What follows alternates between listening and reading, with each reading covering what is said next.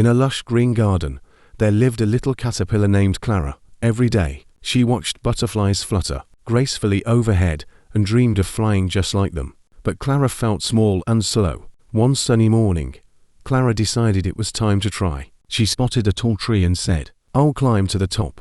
With determination, she started her climb. Each inch felt like a challenge. She slipped, stumbled, and sometimes felt like giving up. But as she rested on a branch, she looked up at the butterflies soaring above her. "If they can do it, so can I," she thought. With renewed energy, she continued to climb, pushing through her doubts and fears. Finally, after a long climb, Clara reached a high branch.